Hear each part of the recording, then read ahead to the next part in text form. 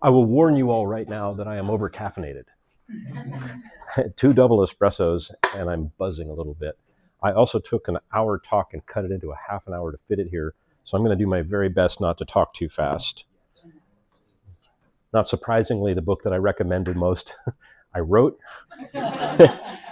That's cheating. Probably prior to writing this book, the book that I recommended the most was Mistakes Were Made, but Not by Me, by Elliot Aronson and Carol Tavris. Elliot Aronson used to teach at UCSC in sociology, and it's a book on kind of the mess we get into as we try to maintain our sense of the way our ego tries to maintain our sense of self when we're making just absolutely ridiculous decisions.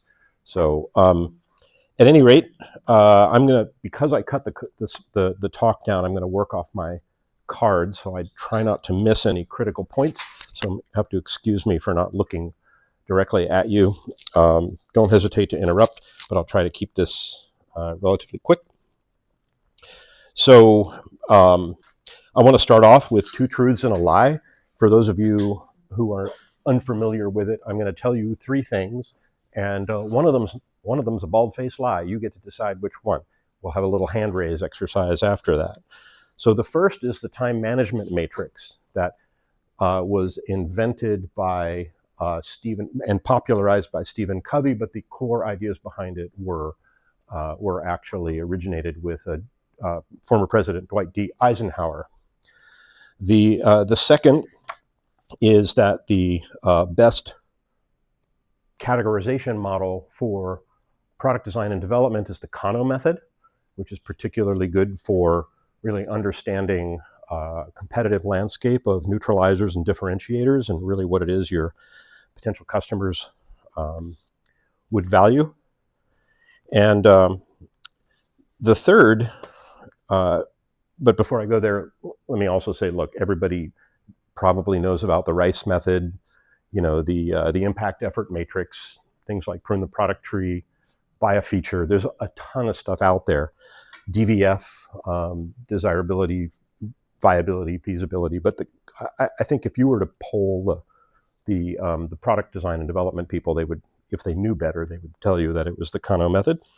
And the third, and finally, was that Jeff Bezos launched the first user-friendly shopping cart in July on the 16th, 1995. So raise your hands if you think that the Eisenhower matrix was the lie. Okay, that's good. And raise your hand if you think the Kano method was the lie. Okay, and raise your hand if you think the shopping cart was the lie.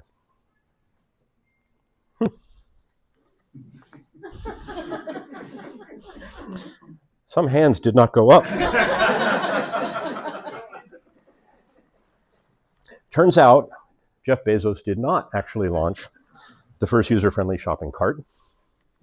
That was me. Back on January 24th, 1995, almost 7 months before Amazon launched. The patterns, it's now become wine.com. The patterns at Virtual Vineyards that I created have been copied across the entire internet. I made absolutely no money at that. I probably lost more money on wine.com than most of you will ever see in your lifetimes. But I digress. So you may be wondering, if prioritization is so important and so fundamental, why did it take somebody this long to write a book on it? I mean, there are no other books that are solely dedicated to the topic of prioritization for organizations, teams, and individuals. Go look, try to find one. My publisher was astonished.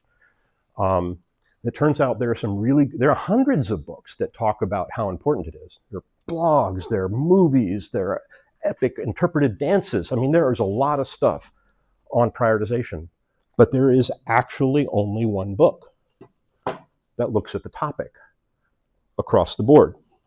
Well, me and my hubris in 2015 thought, piece of cake. I should be able to write that book in a year. I've written plenty of books. I started my career in technical documentation at the Santa Cruz operation. It used to be right around the corner, for those of you who happen to remember. Then went off to Silicon Graphics and worked at a lot of other companies. Well, the book came out last May. So that's almost 8 years, 9 years. It was hard. So it turns out it's a deceptively tricky topic to write about. It's not a deceptively tricky topic conceptually, but to write about it turns out it was really difficult to teach. It's a little bit like trying to write the first book on thinking, like Thinking Fast and Slow. Like, how many books are there on decision making, right? Gazillions. But who wrote the first one, right? Somebody who thought, I got to figure this out. But let's take a step back, right? First, the term prioritize is an overloaded term. It's one word that actually means a bunch of different stuff. And I was super fortunate to have worked at DreamWorks Animation. We made Shrek, Shrek 2, Shark Tale, a bunch of other lesser known and arguably not as good movies. But the idea behind animation, when you think animation, you think, to create an 88-minute feature-length computer-generated movie, animation, how hard could it be? Well, it turns out when people think animation, they don't think about the fact of animating, the actual mechanics of animating a character, but the process of animation is actually quite complicated. It involves a whole series of steps that go from taking a script, turning that script into what's going to amount to a computer-generated version of something, and then outputting many, many, many steps later, something that's beautiful, smooth, somewhat realistic, so that you'll suspend disbelief.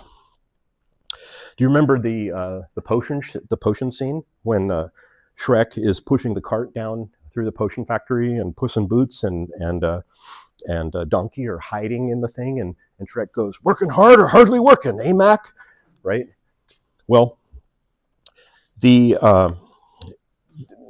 animation's complicated, and if you think, and let's not focus on animation necessarily, but if you think about something as simple as driving is an overloaded term. Driving's not just sitting in the car, steering the wheel, pressing the pedal, right? Driving, and you got to get in the car, you got to get out of the car, you've got to check your mirrors, you've got to actually learn how to drive the car. There's a bunch of other stuff that goes into driving. It's not just the fact of driving. Skiing's the same way. You don't just lean forward and slide down the hill. Skiing actually means more than that, because doing it in your underwear is cold, right? You've got to get dressed, you got to put a helmet on. I don't ski because I don't do anything that doesn't have brakes, but that's a separate matter. So the thing is prioritizing effectively is like magic. And what it does is it gives you like a set of power tools for seeing the world in a really magical way. It makes you more effective, right? Because you'd much rather spend your time on, focusing on the right thing rather than the wrong thing. It gives you a lens to zoom into what matters most. But it's tricky because it's not just about work. It's not just about projects. It's not just about tasks. It's not just about goals. But the fact is, your priorities are inputs to your plans and your decisions and actions. And your priorities don't tell you what to do. Your priorities inform what you do. They inform where your intention goes. The best companies in the world, I'm not going to give you a laundry list, I'll give you just a few. Right? I'll give you and let's qualify best, right? Let's say most valuable for the moment. That's a whole rat's nest. The Amazons, the Apples, the Airbnbs, they know how to prioritize. They may not necessarily use the best methodologies.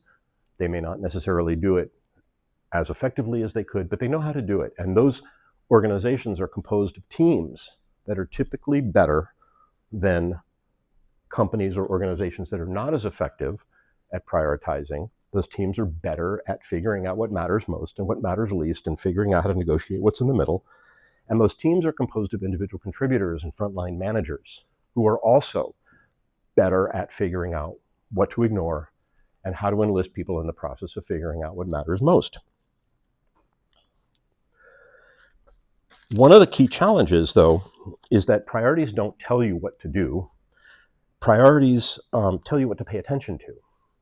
And They draw your attention, your energy, your time, and your other precious and valuable resources to help you understand what your options are. It's a little, it's sort of like I'm writing an article right now. Any of you know Luke Holman's work? He wrote Innovation Games. Anyway, Luke's an amazing guy. But Luke and I are writing an article right now. And he said, when this article is done, I'm hoping we'll get it published with the HBR. The problem with it is that after people read it, they're going to go, no duh, right? And prioritization is the same way. It's like after you understand it, you can't see the world the other way because all of a sudden it just makes perfect sense. And one of the challenges with prioritization is that you can prioritize across almost any category. You can prioritize people or living things. You can prioritize places or locations, virtual or physical, things, inanimate objects, tools, equipment, doesn't really matter, activities, work, projects, goals, objectives, OKRs. You can prioritize information like symptoms, like problems, like opportunities, and so on and so forth. And so when you jump down the rabbit hole of prioritization, it like gets really wide and really murky quick. And so understanding how to think about prioritization turns out to be a superpower. So I'm of the opinion at this point that the word prioritize is the single most important verb in business, right? If you don't know how to prioritize, it means you are going to be getting results that are not. Let me put it this way. One friend of mine says, being able to prioritize effectively puts you in a position where you can choose the best of the good options rather than the least bad of the bad ones, right? And most of us have priorities, whether we're conscious of them or not. It's just that because we're so good at prioritizing in simple static environments, we think we're good at an organizational level, prioritizing stuff in complex, dynamic, adaptive environments.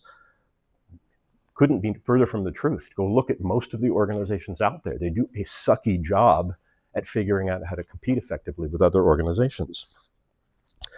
So when I talk about prioritization, kind of the simplest definition I've been able to cobble together is that it's about identifying and arranging items, which I'll describe in a minute, identifying and arranging items of any sort, which we talked about, by importance, superiority, rank, or privilege.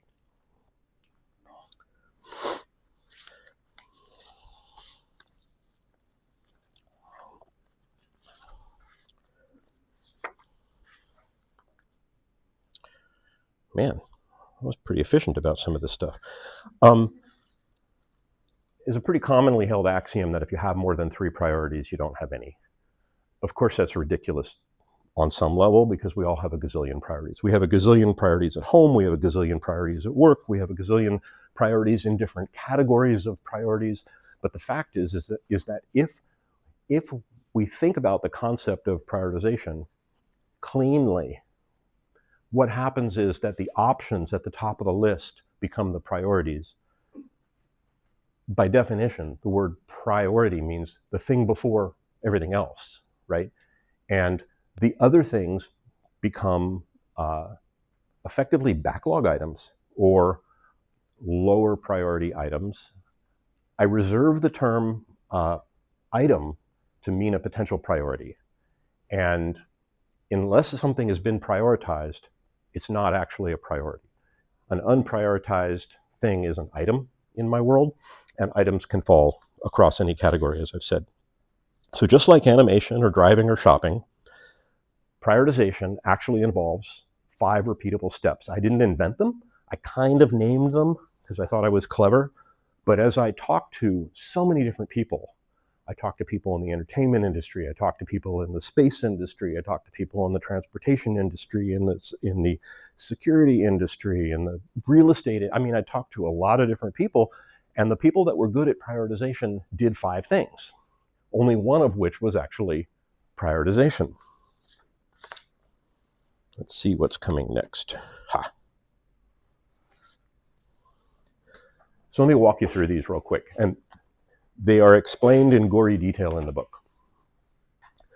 The first step is to decide whether you have time to prioritize. It's not all that complicated. Most people don't think they have time to prioritize. Most people, most Americans, most people in Western society jump straight ahead to actually trying to prioritize in the absence of figuring out whether they have enough time to do it consciously. So once you've figured out whether you have enough time, and I'll talk more about that in a minute, you engage in the process. And what does that mean? It means identifying who your stakeholders are, figuring out where the information, where the potential priorities, the items are, figuring out what you need to be thinking about before you really dive into the task. So decide, engage. Gathering is actually going out and talking to those stakeholders, or finding that information, identifying what those potential priorities are, uncovering how to think about what matters most about those priorities versus what matters least. You haven't prioritized anything yet. You're just trying to understand stuff.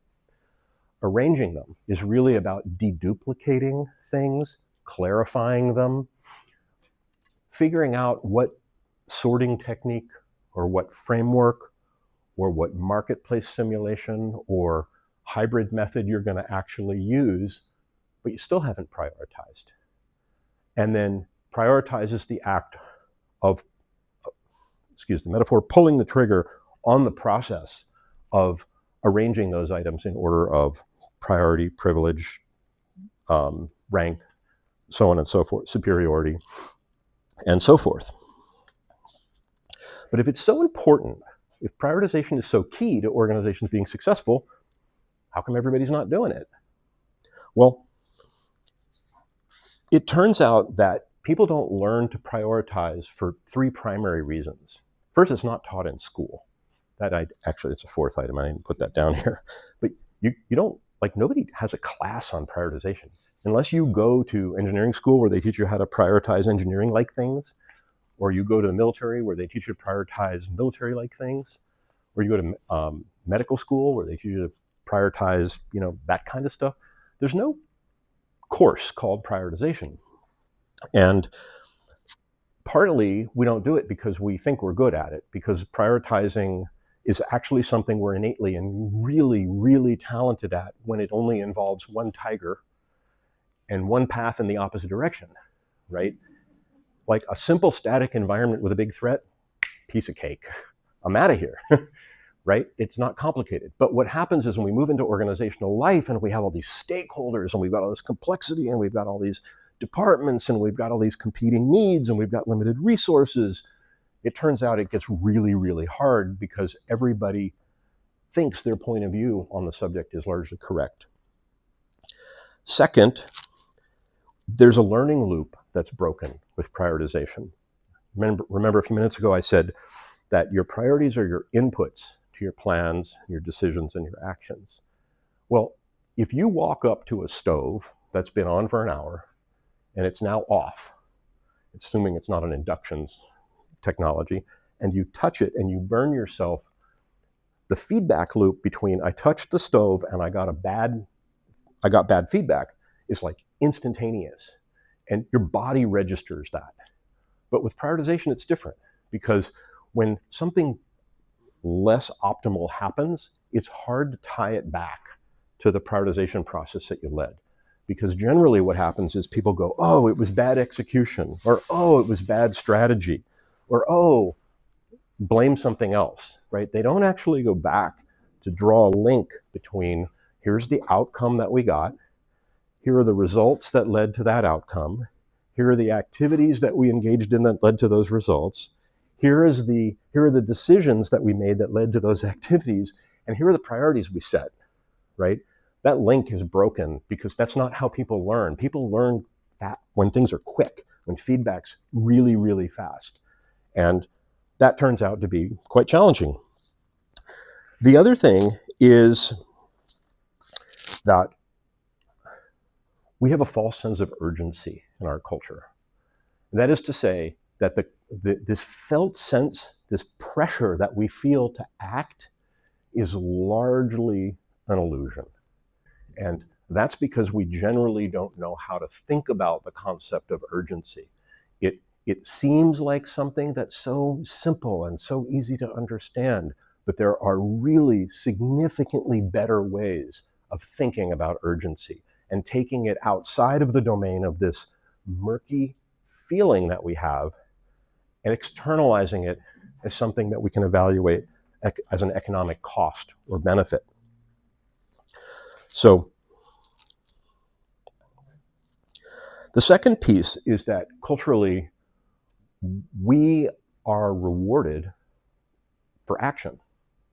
Nobody reads an article or sees a television show or watches a movie about somebody changing batteries in a smoke detector.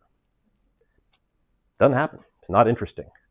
What is interesting is who jumped through the window, broke the glass, grabbed the cat, and saved him, right? Well, it would have been a lot easier to change the batteries in the smoke detector, but there's no movie there. So we have this tremendous bias for action, and that bias for action often eclipses the need and the desire to slow down just a tiny bit and ask yourself, what might prevent that problem? What might allow us to get a significantly better set of options so that we can choose the good option out of the better options rather than have to live with the least bad of the bad ones?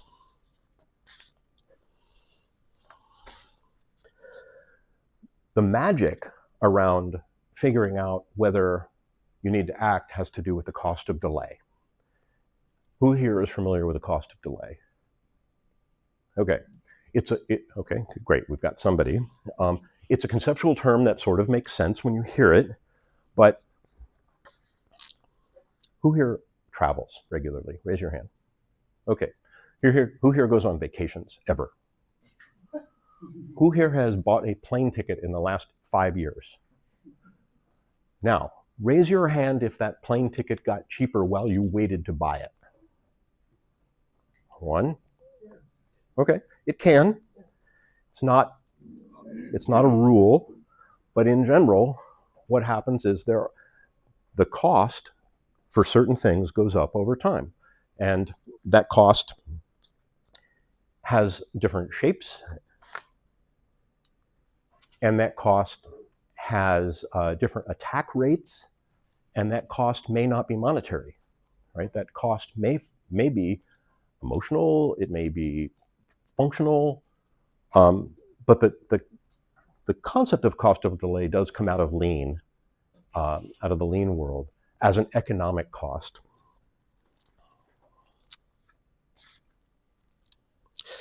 It seems simple until you start looking at what are the different types of curves that exist for cost of delay, right? You can have something that if you wait a little bit, all of a sudden it jumps off the top.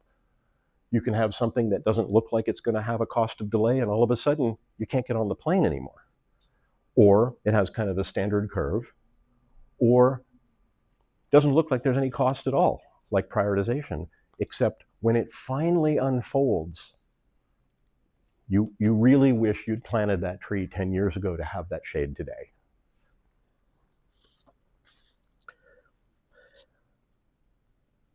Robert C. Clarke, right, the science fiction writer, wrote that any sufficiently advanced technology looks like magic, right?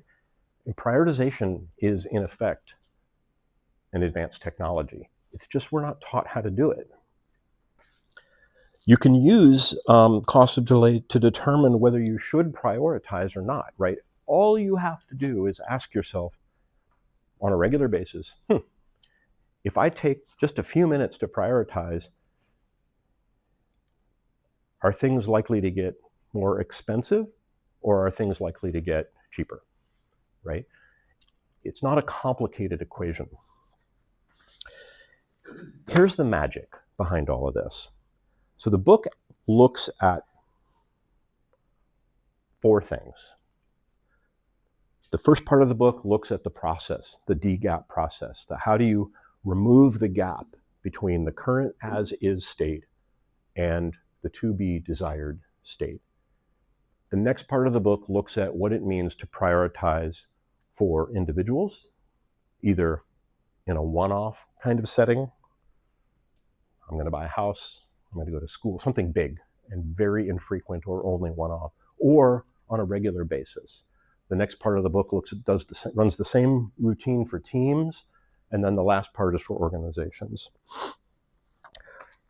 But if you want to do more with less, what you have to do is less of what you shouldn't be focused on. And it turns out that there is a secret pattern to this. And this is described in one chapter in the book. If you, on a regular basis, and you can do this for yourself, you can do this with a team, you can do this with your organization.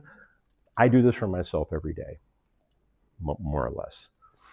If you identify the things that you're avoiding and then prioritize just simple stack ranking. What am I really avoiding? Am I avoiding a conversation? Am I avoiding filling out a form? Am I avoiding solving a problem? What am I avoiding? And then identify the thing that you're really avoiding, the thing that will psychologically bollocks up a bunch of energy that you've got. And you'll probably end up, some people would call it procrastinating, but I think procrastinating is a very different thing. Things you're avoiding. You may be avoiding them consciously, you may be avoiding them unconsciously, but if you ask yourself, what am I avoiding? You all have an answer, right? And the other thing is ask yourself, what in my world right now has the highest cost of delay, right? That could be a personal thing, could be a team thing, could be an organizational thing. And then finally, of my top strategic long-term goals, what is the next incremental, most impactful action I can take? And if you do these three things, which I call a morning boot routine, if you identify your avoidances, identify the thing with the highest COD, cost of delay, and identify the next most important, the next action step for your strategic goal or strategy, and then pick those things off before you check your email, before you read your Slack messages, before you read the news, and you spend like no more than a half an hour on this, what happens is you will reverse the vicious cycle and turn it into a virtuous cycle that will start releasing energy, and you'll start making progress in ways that people around you won't understand how it's happening. It looks like magic. So good luck. But what I'll tell you on top of it is that for those of you who have read Jim Collins, he wrote a book which I love called Great by Choice. The last chapter of that book focuses on luck. And Jim Collins, whether you believe him or not, whether you believe his data or not, or his conclusions or not, says that luck, good luck, bad luck, it's evenly distributed. But the organizations that win, the ones that do 10x better than everybody else, they figure out how to take advantage of good luck, and they don't trip up or fall prey to bad luck. And the ones that really suffer are the ones that miss the opportunities for good luck, and they tend to trip up or fall prey to bad luck. And that pattern of identify what you're avoiding, look at what has a high cost of delay, and look at how you continue moving forward on a strategic long-term project that's going to be important but not urgent. If you do that on a regular basis, you're going to be setting yourself up for a lot more good luck. That's all I got for you.